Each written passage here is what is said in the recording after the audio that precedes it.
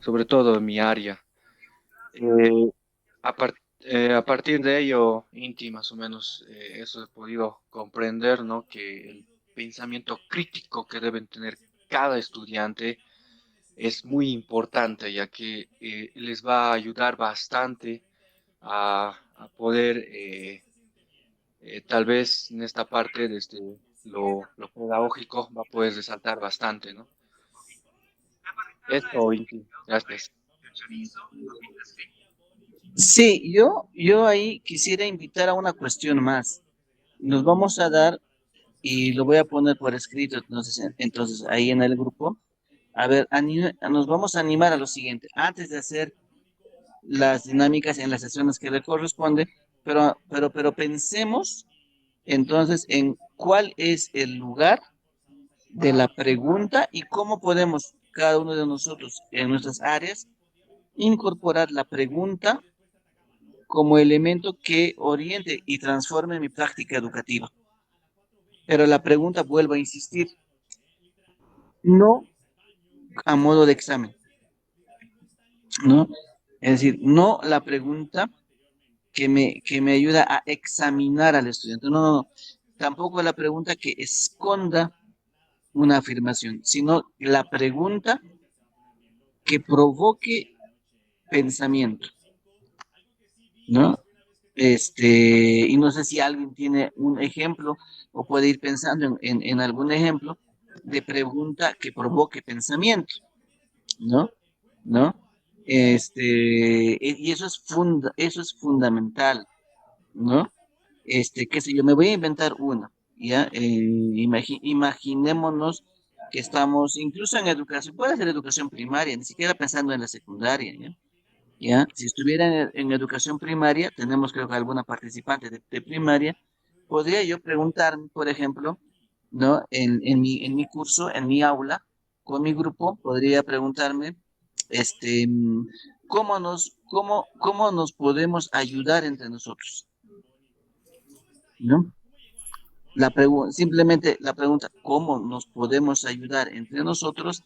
Me puede provocar un montón de sugerencias, propuestas, ¿no? Que vienen de la reflexión de su realidad concreta de parte de los niños. Y puede ayudarme a cuestionar y sobre todo para ajustar algo que los papás suelen siempre exigir desde su casa, que es el hecho de que los niños en la primaria, por ejemplo, no presten sus cosas, ¿no ve? Ahora, los papás son unos egoístas, desgraciados, que no quieren colaborar en nada y que están en un plan conspirativo contra la maestra o el maestro para que no presten los niños sus cosas. No, como aquí no estamos, aquí estamos intentando no hablar desde los prejuicios, tenemos que comprender. Yo lanzo mi pregunta, cómo nos ayudamos entre nosotros? Y levanta la mano el primer niño y dice, pero, oh, pero, profesor o profesora, mi mamá dice que no tengo que ayudar. Sí, en su transparencia y honestidad me va a decir de frente. Mi mamá dice que no tengo que ayudar o no tengo que prestar. Vuelvo a insistir, ahí yo voy a decir, los papás son unos locos ahí o conspiradores, perversos, malos, que me están boicoteando la clase. No, yo tengo que preguntarme y puedo volver a preguntar sobre eso. ¿Ya? El niño Iván, vamos a decir, levantó la mano y dijo, mi mamá dice, ¿no? Mi mamá dice que no preste las cosas, ¿ya? ¿Ya? Yo le preguntaría, a ver, Iván, ¿no? ¿Por qué tu mamá dice que no prestes las cosas? ¿No? Esa no es pregunta de examen, esa no es pregunta que esconde afirmación, es una pregunta que obliga al niño, en este caso al niño Iván, a pensar por qué su mamá le dice que no preste. Ay, se va a dar cuenta, porque puede tener la información, pero no tener conciencia de esto. Esta es la otra clave, ¿no? Estoy seguro, todos tenemos información de diferentes cosas, pero no tenemos conciencia clara de ello. Pero tenemos información. Y entonces el niño Iván me dice, es que siempre se pierden mis lápices, ¿no? Siempre se pierde mi goma, mi bolígrafo, ¿no? ¿No? Entonces, el tema no es El tema no es que la mamá sea una egoísta o el papá sea un egoísta que no quiere, ¿no? Que ayude, ¿no? ¿No? O que está boicoteando la clase del profesor o la maestra, ¿no ve? Ese no es el punto. El punto es que se pierde. Ah, entonces, ¿qué tenemos que hacer? Pues nos organizaremos y, y parte de organizarse tiene que también resolver ese aspecto. Tenemos que lograr que, pues, si nos vamos a ayudar entre nosotros, si nos vamos a ayudar entre nosotros, pues parte de ayudarte implique cuidar las cosas, respetarnos entre nosotros. ¿Ve? Si yo, si Iván me va a ayudar prestando su lápiz, prestando su goma, prestando un marcador, parte del trato que hacemos implica que le devolvamos a Iván sus cosas. Generar autonomía es eso, es responsabilidad. ¿No? Yo tomo mi destino en mis manos. Y eso es responsabilidad, no aislamiento. Por eso comenzaba en una crítica a un malentendido en cierta tendencia liberal que inclina a que comprendamos que liberalismo o defensa del individuo es proteger su aislamiento, ¿no? Y esa es una falacia que está ahí presente, ¿no? Que no tiene asidero en la realidad, ¿no? Aquí, por eso una palabra clave es autonomía. Aquí esto significa poder generar responsabilidad en la convivencia, ¿no? Y eso significa transferir responsabilidades a los sujetos. En este caso, si yo soy democrático, auténticamente democrático y honesto en mi aula, puedo yo hacer cosas con mis estudiantes y hacer sentir a los estudiantes que son parte importante de esta tarea. Pues te decía, en la primaria yo podría preguntar, ¿cómo nos colaboramos? Levanta la mano los niños, dice, pero mi mamá dice que no ayude. Yo puedo preguntar, ¿y por qué será que tu mamá no quiere que ayudes? ¿No? Y entender, teniendo todo el respeto a mi mamá, cumpliendo, entendiendo, comprendiendo por qué mi mamá está preocupada en que no ayude, cumpliendo respondiendo a su preocupación, cuidar mis cosas, pero ayudar y aprender a ayudar y ser responsable cuando me ayudan, ¿no? Así como respondo como cuando me ayudan, tener la capacidad de ayudar si ese fuera el asunto. Pues tarea para nosotros, construyamos preguntas, ¿no? Ahora, pensando en el contexto en el que cada uno está, ¿alguien sugiere alguna pregunta? ¿Alguien más o menos podría pensar en alguna pregunta que podría plantear en su aula para provocar pensamiento? Dicen, Hermen, yo le leo un planteamiento que me funcionó bien, muy bien con mis alumnos. a ver. En una práctica del año pasado, pues estaba tocando los métodos de filosofía y le planteé esta situación problemática. Imagina que tienes que investigar si escuchar música clásica antes de estudiar mejora el rendimiento académico. ¿Cómo diseñarías un experimento para probarlo? ¿Qué tipo de métodos usarías, inductivo, deductivo y por qué? Entonces, los chicos primero tienen que ver cómo podrían diseñar un experimento para poder probar. Y esto, aparte de que en pareja están discutiendo, pueden ya ir recurriendo a ciertas estrategias cómo poder diseñarlo el experimento. Y después ver si esto corresponde al inductivo o al deductivo. ¿Qué es lo que yo Ah, trataba en esta situación? Aparte de hacerlo, aparte de provocarlo, aparte de fomentar su pensamiento, ir tejiendo también los contenidos para no divorciarme de ellos, porque al fin y al cabo tiene que estar en el avance. Y esta ujú. situación problemática te lleva a que algunos chicos ya hacen sus propuestas que están bien, pero después se dan cuenta que otros grupos después están haciendo mejores propuestas, ¿no? Claro. Entonces, esto de alguna manera es la realidad misma donde ellos están, es su realidad práctica, ya ellos están haciendo sugerencias, están haciendo propuestas. Y en cuanto a los niños, un ejemplo bonito, con mi hermano charlábamos una vez y estaba lloviendo, y la niña de 5 a 6 años se salía del hall donde estábamos nosotros y salía hacia la lluvia y se mojaba mirando para arriba. Mi hermano, después de 4 o 5 veces que se molestó porque la niña se mojaba, la chica exclama, solo quiero ver quién está echando agua de arriba. Entonces mi hermano me dice, creo que los tontos somos nosotros porque la chica tiene una pregunta más interesante que nosotros, porque justamente también es profe de filosofía. Entonces, a veces nosotros no provocamos esto en nuestros chicos, ¿no? Por decir en primaria, ¿no? ¿Por qué se origina el día y la noche, ¿no? ¿Por qué llueve? O sea, ¿qué idea tienen los niños a partir de ahí? Y Claro. hay algunos chicos que tienen papá leídos nomás y tienen buenas sugerencias. Y ahí ellos ven cómo están en ventaja o en desventaja en las opiniones, así que común y corriente saben los chicos, saben los jóvenes. Esto hace clases más interesantes porque los protagonistas son ellos, no nosotros. Sí, y si uno es honesto, pues tiene que abrirse a eso precisamente. O sea, la capacidad de la escucha tiene que ver con eso, con sorprenderme. Yo planteo el asunto. Si mis estudiantes me plantean cosas igual o más interesantes, yo tengo que tener la capacidad de poder recepcionar eso. Claro, porque si yo me aprendo ya digo, esta es mi técnica, ya el facilitador me dijo que haga esto, y voy y planteo mi pregunta, pero no tengo capacidad de escuchar, yo me voy a girar en torno de mi exigencia, ¿no? Entonces, mi pregunta provocadora de pensamiento se puede terminar transformando en examen, ¿no? Abusivo, ¿no? A mis estudiantes, puede serlo.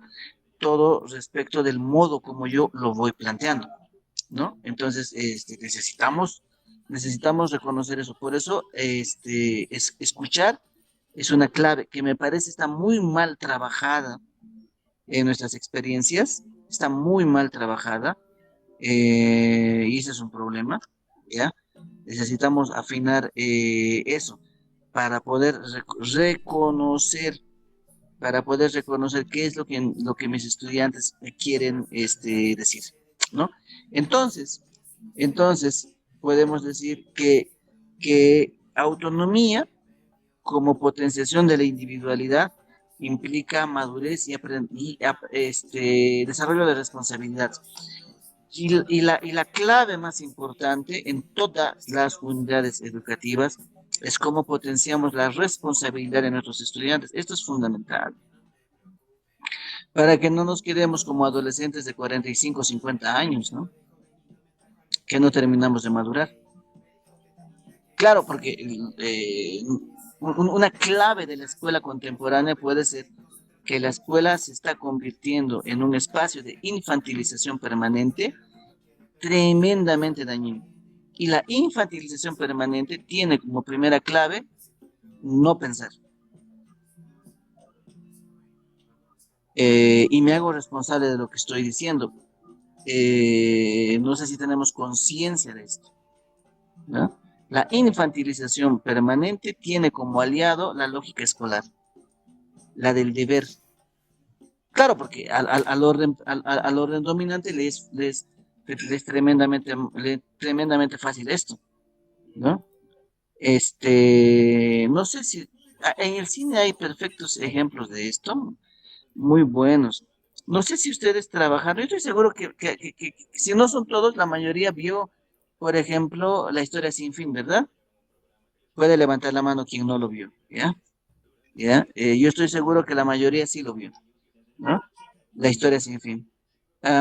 O en el cine, un poquito más allá de los años 80, vio esta película que titula Cadena de Favores, ¿no? Son temáticas muy diferentes, el punto es el mismo, sin embargo, ¿no? En La historia sin fin, la metáfora de todo esto está en que si tú no desarrollas conciencia histórica y pierdes la esperanza, el orden dominante te va a controlar. Es más fácil. Si la gente no piensa, no tiene esperanza, no se involucra en lo común, es el modelo perfecto para que el orden dominante te controle. Toda la película y la novelita, porque viene de una novela, gira en torno de eso. Cómo al orden dominante le gusta tener gente que no piensa. Bueno, para eso está la escuela, para tener gente que no piensa y se mantiene en la lógica escolar, en la burocracia, en la lógica administrativa, en el maestro que se concentra en hacer solamente informes. Y ahí seamos autocríticos. La mayoría nos va a decir, pero no es que a mí me guste, eso es lo que me exigen. Perfecto.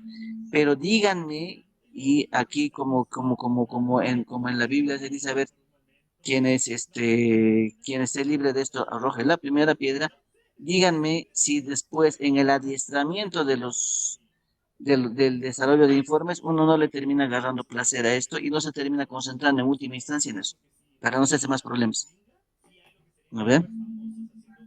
No es acusación personal, es simplemente tomar conciencia general de las tendencias que ocurren, nada más. Entonces, a la escuela que infantiliza, escolarizando, le encanta no pensar, ¿no? Punto número uno, eso hay que aprender a romperlo. En el cine les digo, películas o novelitas como La historia sin fin lo grafica, y en Cadena de Favores hay una cosa incluso más maravillosa. Es el maestro de ciencias sociales quien entrega a los niños una tarea en la que se involucran. Y es una excelente muestra de cuando los niños se meten en eso, pues pueden hacer cosas que nos sorprenden, como decía Hermen, ¿no? ¿No? Yo planteo una cosa y me terminan como que rebasando, pueden haber cosas más interesantes. Bueno, en el cine, en esa película, los niños hacen eso. El reto que el maestro de ciencias sociales les plantea a los estudiantes es, díganme una idea con la que ustedes puedan cambiar su mundo y a ver, empiecen a ponerla en práctica. Bueno, los niños se ríen, ¿no?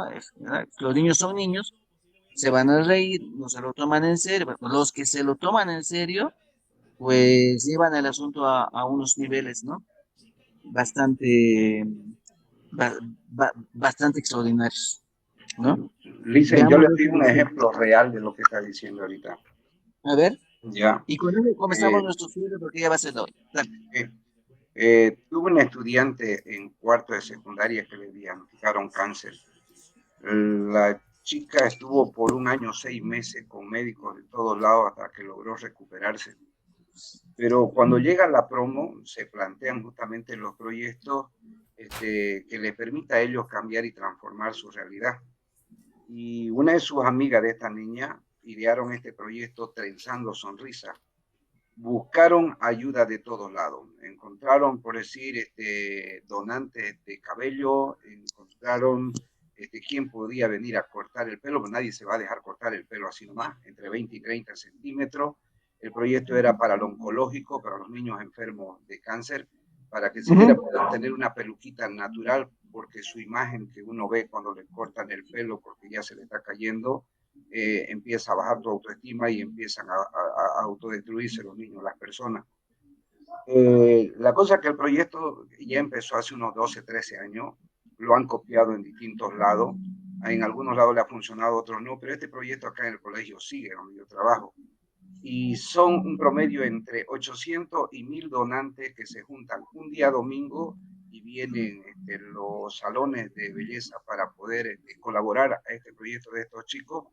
Y después han hecho talleres para que las chicas aprendan a tejer las pelucas y en un momento X va el grupo de jóvenes a hacer la donación al oncológico de estas pelucas.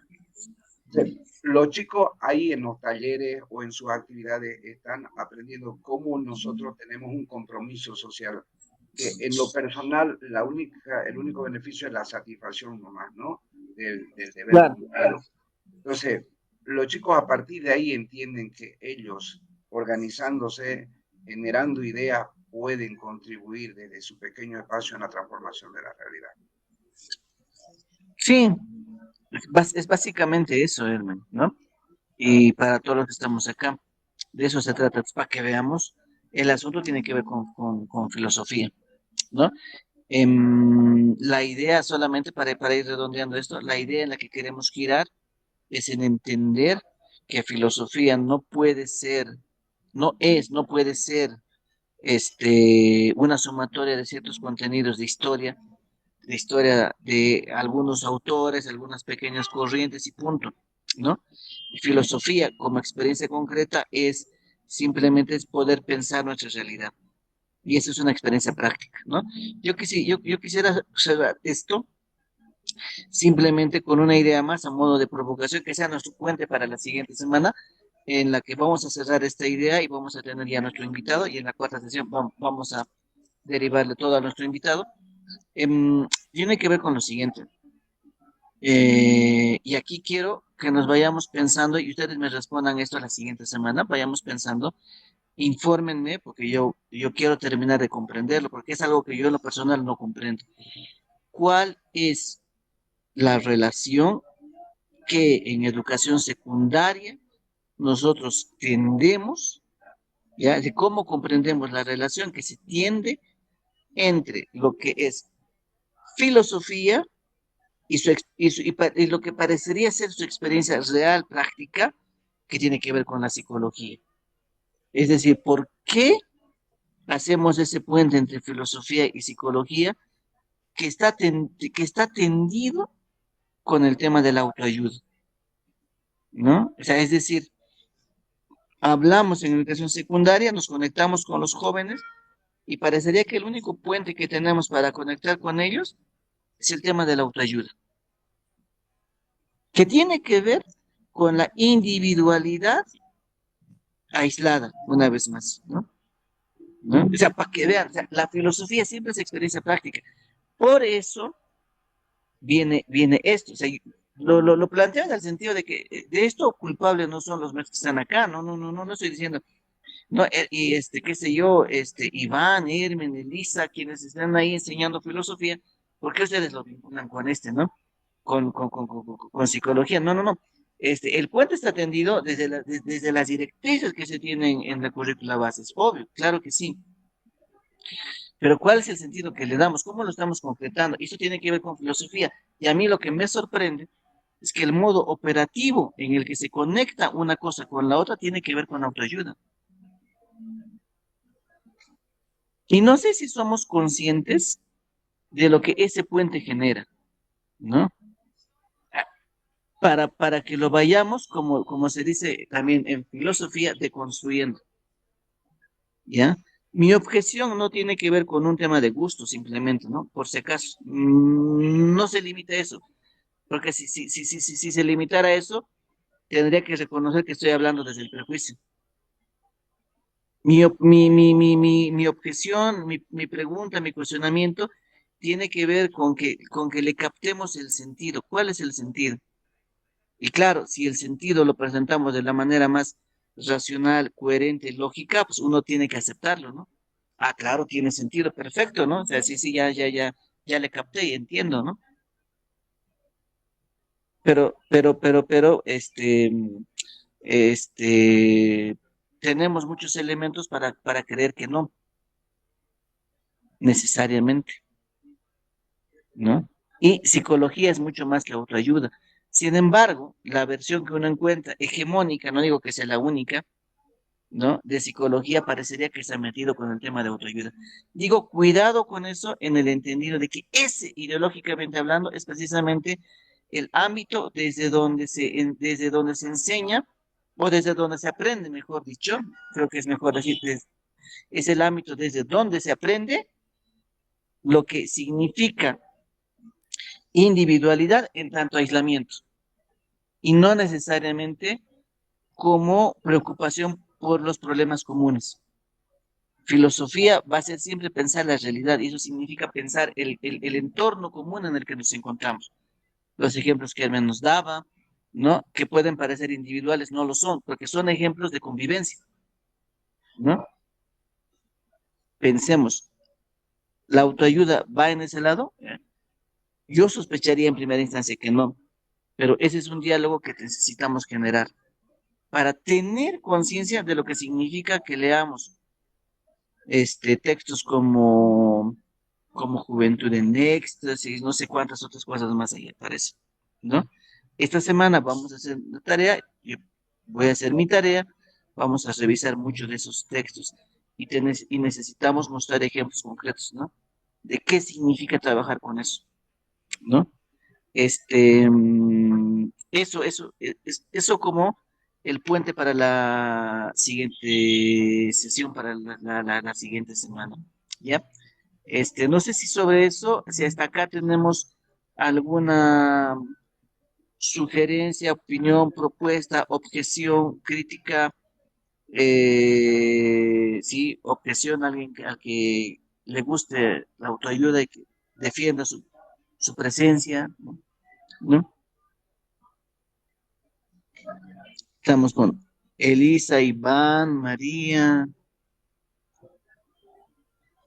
Si no, vamos haciendo nuestro cierre, ¿ya? Entonces, les decía, a modo de tarea, nos iremos pensando y lo vamos a poner, lo voy a poner en el grupo, vayamos pensando en preguntas, ¿ya? Que generen pensamiento, ¿ya? Y en esa relación y en esto del pensar qué significa el individuo y la comunidad, vamos a ir pensando qué significa potenciar al individuo y necesitamos pensar qué significa aislar al individuo. Para eso, en el tema educativo, tenemos que revisar la siguiente semana las consecuencias que tienen ciertos textos que nos orientan en el aislamiento del individuo y que no me ayudan necesariamente a potenciar su convivencia, ¿ya? Eso es importante, ¿ya? Vayamos tomando conciencia de eso para orientar también las lecturas que nosotros ponemos en la escuela, ¿ya? Porque en esta parte, y con esto yo ya cierro, porque en esta parte no me digan que es el ministerio el que les pone esa lectura, no es cierto, ¿no? Ahí sí yo ya puedo decir, con todos los peros que tiene ese Ministerio de Educación, que anda absolutamente desubicado en muchas decisiones que toma, pero entre todo eso, el ministerio no promueve leer autoayuda en las escuelas. Eso es cultura que se ha ido generando en el magisterio, es decir, en nosotros. En nuestra autonomía, nosotros decidimos eso. ¿Me ve? Y aunque yo fuera voz del ministerio, autoridad, y digo prohibido esto, en la autonomía, si es cultura que está metida en el magisterio, los maestros igual no me van a hacer caso, ¿no? Porque en su autonomía deciden, ¿no? Entonces, no es cierto que la currícula base y demás te esté metiendo esto, pero por cultura está presente. Sí, ya, entonces, excelente. Si se va a mantener, desarrollemos conciencia del por qué se mantiene. Y si no tengo mucha conciencia del por qué se tiene, pues asumiré conciencia de por qué está ahí y qué consecuencias genera, ¿ya? Y cuidado ahí en el tema de las consecuencias que genera, ¿no? Desarrollemos madurez en torno de eso, ¿ya? Eso me parece fundamental, eso me parece sumamente importante, ¿ya? Y si lo hacemos bien, si se logra argumentar de modo correcto, reorientemos esa práctica, ¿ya? Ubiquemos lecturas pertinentes para potenciar la filosofía, ¿ya? Este, Incluso en los primeros años de secundaria, yo hasta podría leer con mis estudiantes que no tienen mucho hábito de lectura, pero podría incluso motivarles a leer cosas como El Principito, ¿no ve? De Antoine Saint-Exupéry, ¿no? Lo leímos, ¿no ve?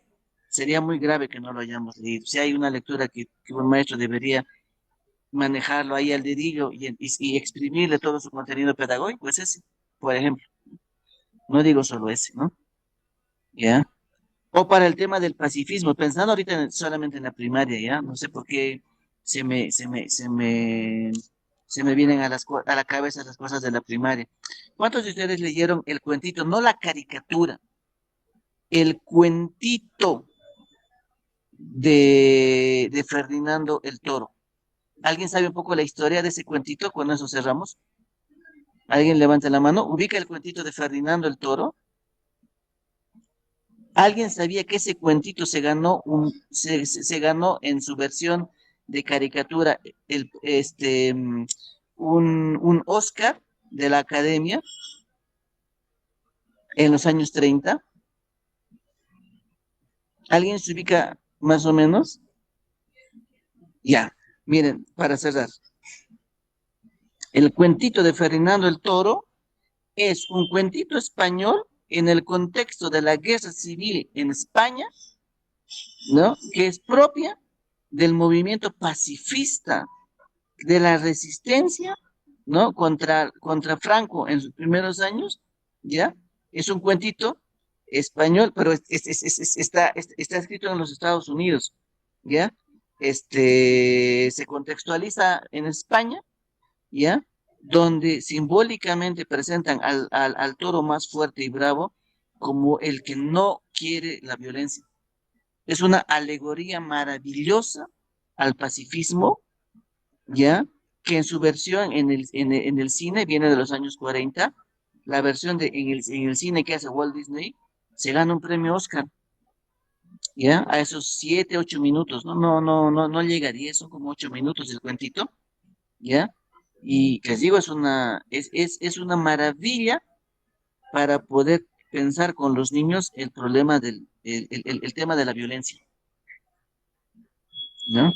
Ferdinando es una alegoría al pacifismo muy bien planteada, ¿no? Pero bueno, solo ahí para comentar, ¿no? Pensemos entonces en estas cosas y pensemos que tenemos material, hay un montón de material que es tremendamente interesante para provocar pensamiento en nuestros niños. En las guaguas, mis ejemplos han sido de la primaria. Si yo tengo para la primaria para hacer filosofía, tengo que tener mucho más en la secundaria para hacer filosofía, ¿ya? Pensemos entonces en eso para la siguiente semana, ¿ya? Y bueno, pues de mi parte, esa sería la dosis de esta jornada. La siguiente semana vamos a compartir una parte de la sesión con nuestros invitados y la cuarta sesión va a ser directamente con nuestros invitados para terminar este argumento que estamos nosotros planteando, ¿ya? Nos estamos yendo con tarea, pensemos en preguntas, ¿ya? Y para provocar pensamiento, ¿ya? Y la pregunta Licenciado, más importante, y la pregunta más importante es el tema del por qué trabajamos pero pensemos por qué trabajamos normalmente con textos de autoayuda. La pregunta es en general, no es alusión personal, no estoy diciendo que Elisa siempre trabaje así o que Hermen trabaje así, eso yo ya no lo sé de modo individual, pero la pregunta es general, ¿ya? Vamos pensando en esto. Muchas gracias. Entonces, hasta la siguiente semana, pues buenas noches.